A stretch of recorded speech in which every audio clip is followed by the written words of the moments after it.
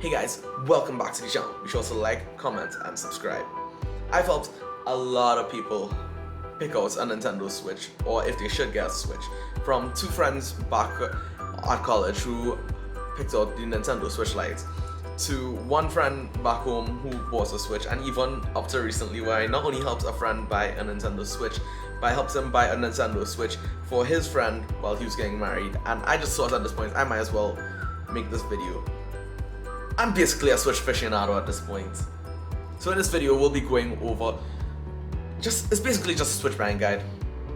Join us. So the first question we need to answer is who the Nintendo Switch is for, because believe it or not, there might be people who will want to get it, but the console might not be for them. And honestly, this is such a broad question, but I'm going to try and phrase it down as best as I can. First person who the Nintendo Switch for is obviously those who love Nintendo's first party titles, Mario, Zelda, Pokemon, those games. And with the way that Nintendo's been handling these newer releases as well as porting over older games, it's honestly the best console to be able to enjoy the newest and best stuff that Nintendo has to offer. The other type of person that the Nintendo Switch may be for is if you don't mind sacrificing the power of the console for the possibility of the console. I've really enjoyed games like Assassin's Creed and Need for Speed Hot Pursuit on the Nintendo Switch in comparison to the PS4 and the Xbox One, because I could be able to carry it anywhere I want to go and I can play it anywhere I want to play it. Even the Jackbox Party Pack as well has been a good time. And that's about it. If you're either a Nintendo fan or you like portability, this console is for you.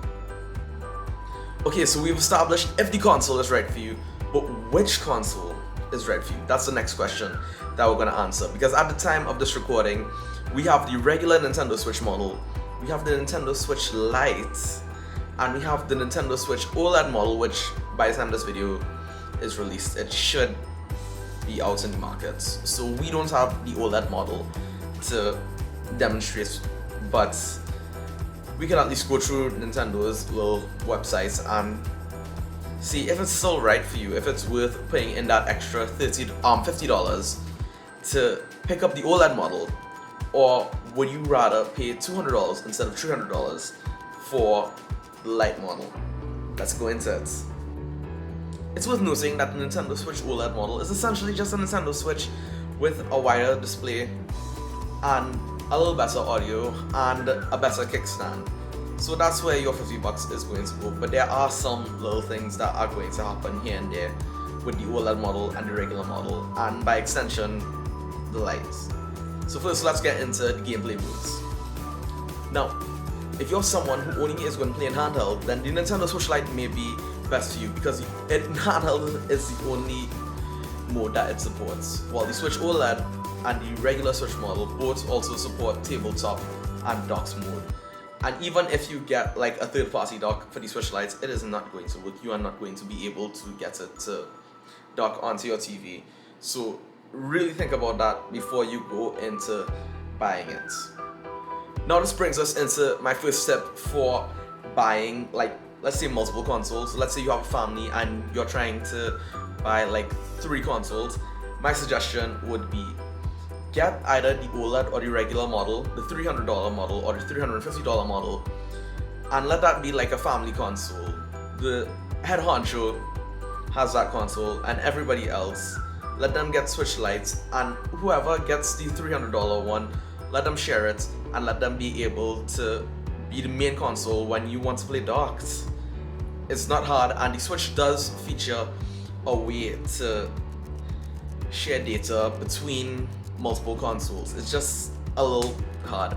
Wolf then actually goes into this a little bit better than I could, and so I'm gonna link his video down in the description to kind of explain this a little bit better. But basically, it's that the Lite consoles could be the primary console, so that way they can play their games offline, and then the secondary accounts would be on the larger Switch, so that way you just need internet to play there if you ever want to play it on your CPU or access it. Again, he goes into this better than I could. Link description.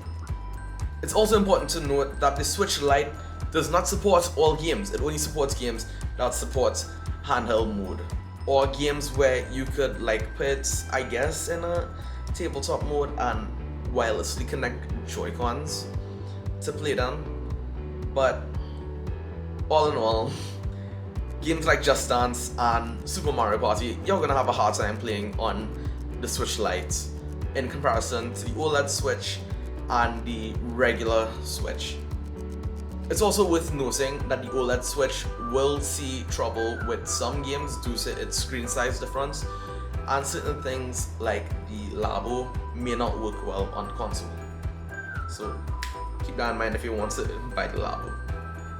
Now, as we said before, the Switch Lite does not support docked mode, so it does not come with a dock in the box, and you're not going to get LAN support either. You could only get wireless support as far as I'm concerned. While the regular $300 Switch will come with a dock, but it will not come with LAN support. You will have to buy an adapter to plug it into the back of the dock, and then LAN support it if you intend to use it. And the Switch OLED model actually has that built into the dock. Also, for the Switch Lite, if you ever want to use it in tabletop mode, technically you can, but you need to buy your own pair of Joy-Cons because the Switch Lite does not come with Joy-Cons, and you will also need to get something to like prop it up. Technically you can do tabletop mode, it's just going to be very hard and very annoying. When it comes to the dimensions of the console, the most important thing to just remember is that the Switch OLED and the Switch $300 model are both the same size. The Switch Lite is the smallest one. It also has a small screen size. The OLED model has the largest screen size, and the regular model has the regular screen size at 6.2 inches. The OLED is 7, and that's all you really need to know about dimension-wise. Battery-wise, both dockable Switches could go up to 9 hours, while the Switch Lite could go up to 7 hours. And the other pro that you're getting with the OLED model is that you're getting twice the amount of storage built in. The OLED comes with 64 gigabytes of storage, while the other two models start off at 35, and you will need to get a micro SD card to expand it. Speaking as somebody who has over 90 games, eventually you will need a SD card. You will need to upgrade it.